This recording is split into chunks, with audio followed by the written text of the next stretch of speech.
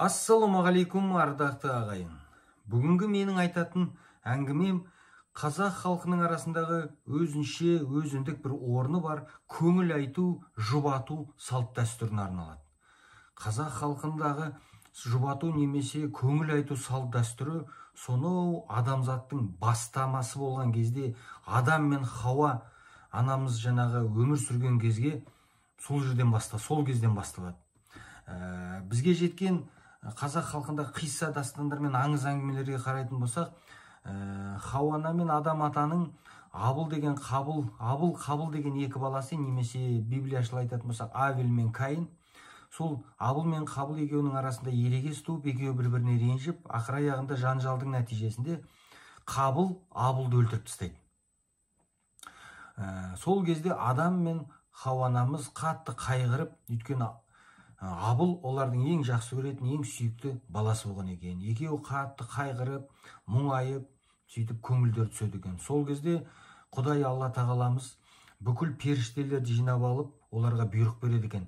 Барыңдар да Адам мен Хауа анаға жаңағы көңіл айтыңдар. Менің мейіріміме күмәнданбасын. Әрбір жаманшылықтың артынан мен міндетті түрде жақсылық жіберем деп. Сөйтіп жаңағы Жебірейіл бастаған бүкіл періштелер Адамға келіп көңіл айтады, жұбатады екен. Біз міне Құдайдың бұйрығымен келіп отырмыз. Әрбір жаманшылықтың артынан жақсылық болады. Құдайдың мейірімінен деген күдеріңді үзбеңдер деп сөйтіп Адам мен Хауаны жұбатады екен періштелер. Ақыр аяғында Құдайдың құдіретімен Адам мен Хауанада Шиза немесе Сиф дейді, немесе Шеис дейді, сондай бір ұл дүниеге келеді екен. Әгі ұл Адамның жақсы көретін, алдында қайтыс болып кеткен Әбіл деген баласынан ауылмайды екен. Сондай бір сүйкімді, сондай бір керемет бала туады екен.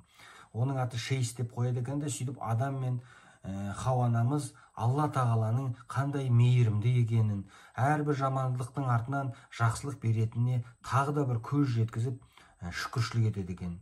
Кейін Адам қайтыс болардың алдында осы Шейс деген ұлын өзінің артынан пайғамбарлыққа тастап кетеді. Көрдіңіздер ме?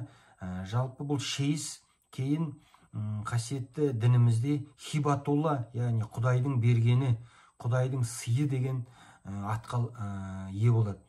Көрдіңіздер ме? Сонымен қазақ халқындағы жұбату, көңіл айту, қайғы жамылып отырған адамдарға немесе отбасыға барып көңіл айту, бұл сонау адамзаттың тарихы басталған кезден бері келе жатқан Құдайдың бұйрығымен пайда болған салт дәстүр. Сондықтан да әрбір қазақ міндетті түрде көңіл айту, жұбату деген нәрсені Құдайдың берген бұйрығы ретінде қарастырып орындап отыру керек. Ассалаумағалейкум.